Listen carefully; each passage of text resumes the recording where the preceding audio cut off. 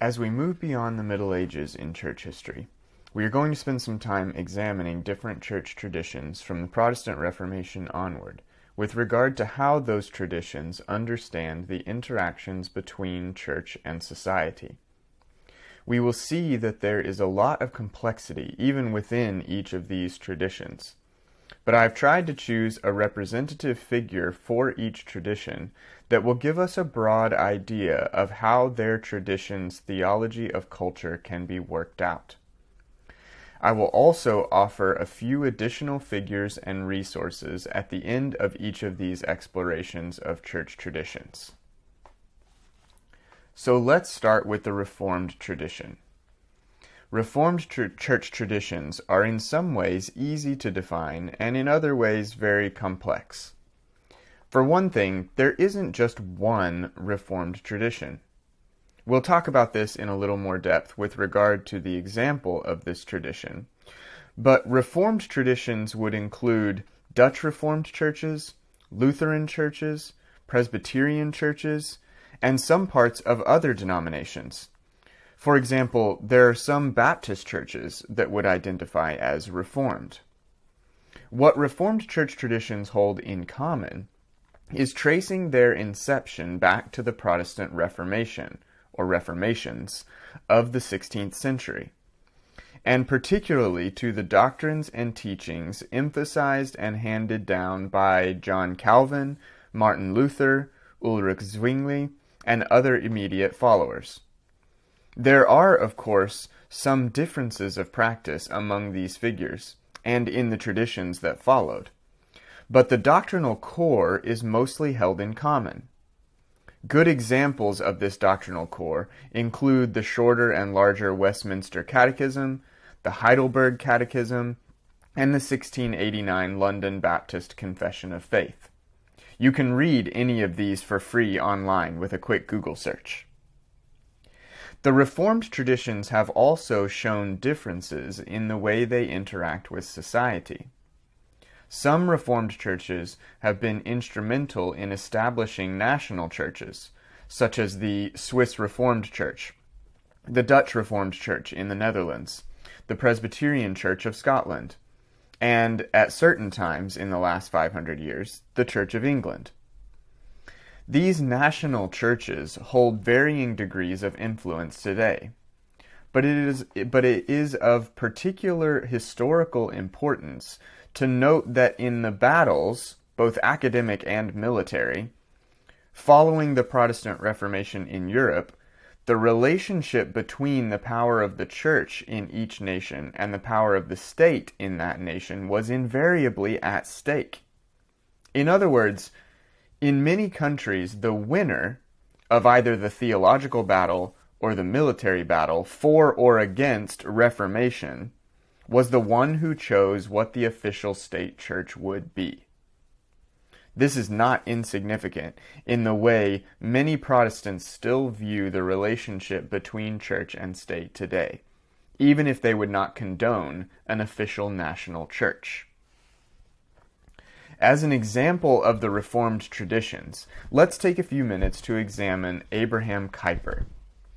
Kuyper was a Dutch theologian and statesman who lived from 1837 to 1920, and whose influence was keenly felt in the Netherlands on issues both theological and political for 50 years.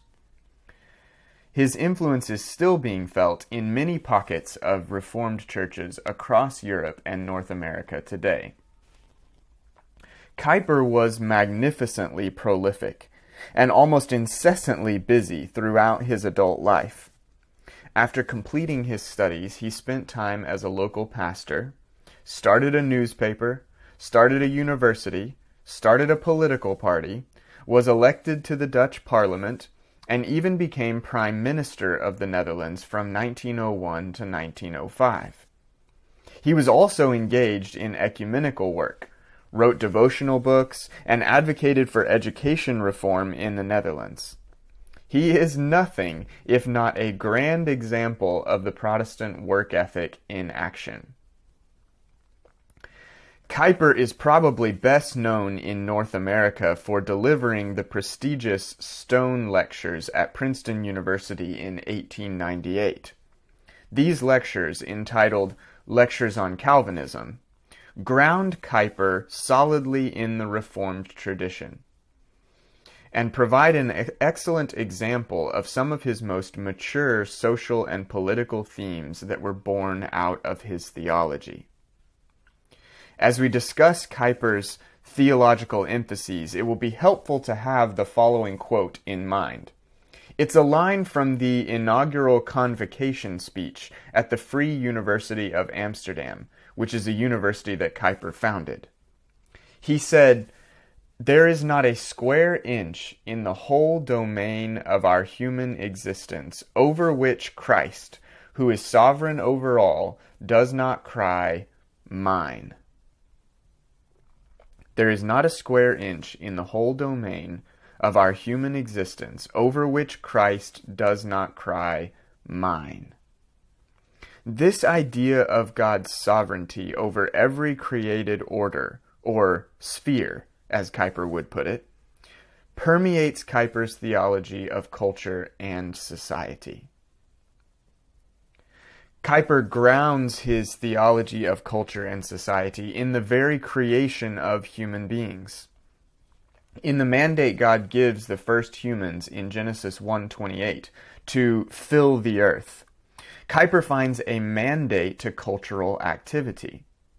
He sees this activity as creative and artistic, as inevitable and necessary, and ultimately as fulfilling the Creator's intention for humans as the crown of creation. Richard Mouw gives a good example of how we might understand this cultural activity by imagining a scene in the Garden of Eden. On their first day together, Adam and Eve decide that they should clear away one small area of the garden as their domestic space. And Adam begins brushing away leaves and twigs with his hands. No, try this," Eve says to him. And she breaks a large branch off a nearby tree and strips it of some of its smaller branches. Then she uses it to brush leaves and twigs away, in order to create a clear space on the ground. "See," she says, "we can use this. Let's call it a rake. And I'll be the one who uses it today, and then after that we'll take turns every other day learning and how to move away leaves and twigs." In that brief transaction, several projects of cultural formation have already taken place. They have begun to fill the earth. Eve has created a piece of technology. Out of raw nature, she has fashioned a tool. She has transformed a mere stick into a cultural artifact. Then she has given it a name, thus articulating a rudimentary labeling system. She has also outlined a pattern of social organization for distributing labor, as well as setting up a schedule. Now, this is an imaginative exercise and not something that necessarily happened exactly like this. But these are the kinds of things Kuyper sees as fulfilling the creational mandate to fill the earth. They are cultural in nature and can be used or directed to God's glory or not. But in the case of every human being ever, these cultural creations have been corrupted and directed in rebellion of God. And Kuyper understands this full well. Still, he sees the project of redemption enacted by God through Jesus as a way of fulfilling that original creational purpose of humanity. As Christians, our participation in sanctification is trying to direct our will to align with God's sovereign will in every area of our lives. Or, as Richard Mouw puts it, our discipleship includes cultural obedience. There are several themes that Kuyper emphasizes many times over and which greatly influence his views on culture and society. The first of these is the idea of spheres, and more particularly of sphere sovereignty. We mentioned this word sphere earlier when we mentioned Kuyper's famous quote about every square inch of creation being Christ's. A sphere, for Kuyper, is pretty much what we might think it is. We might define it as an arena where certain kinds of interactions take place, and where certain people inhabit, either permanently or temporarily, and where authority is exercised in some way by some person or more than one person.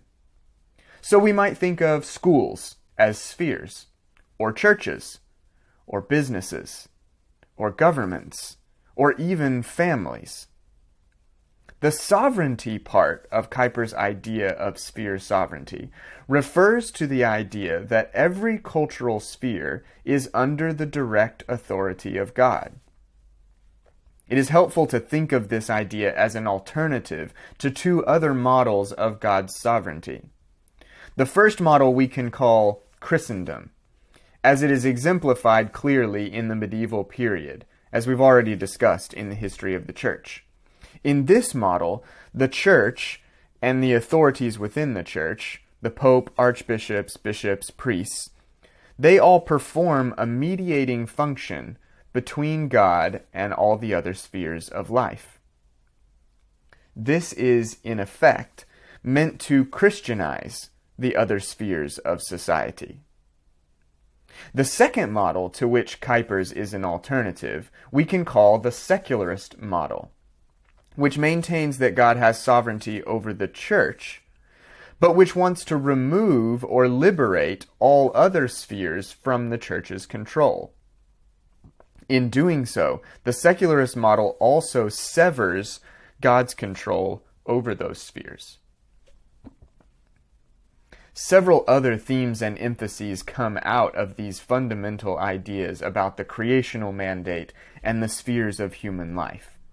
These include what Kuyper called pluriformity, which we might define simply as diversity, or, as Mao puts it, manyness. Kuyper saw this manyness as being part of creation itself, and even labeled uniformity as the great curse of modernity. It is regrettable that Kuyper did not, in fact, see this idea of pluriformity as a way of championing the diversity of races or ethnicities as valuable in God's creation. Kuyper's own views on race were quite at home in his 19th century context. And some of Kuyper's views were even influential in developing the apartheid regime in South Africa in the 20th century. We would even probably label some of Kuyper's thoughts on the people of Africa as overtly racist. But despite these drawbacks of Kuyper's own views, he has maintained a lasting impact on the Reformed tradition and beyond. Perhaps primarily because he offers a theology of culture that is an alternative to both the Christendom model of the pre-Reformation period and the secularist model that had taken shape during the Enlightenment period. We should note, however, that Kuyper's theology of culture is often lauded, while his reformedness goes underappreciated or unappreciated. This tendency can be the result of combining the individualism of Enlightenment liberalism with the rejection of totalizing narratives of postmodernism. So what we end up with too often is a distorted version of Kuyperian thinking that goes something like this. This is my culture-making activity. Who are you to underappreciate it or reject it outright? However, there have been some helpful expansions and new directions in Kuyperian theology over the last couple of decades. To explore these further, you could check out the work of Vincent Becote, Richard Mouw, or James K. A. Smith.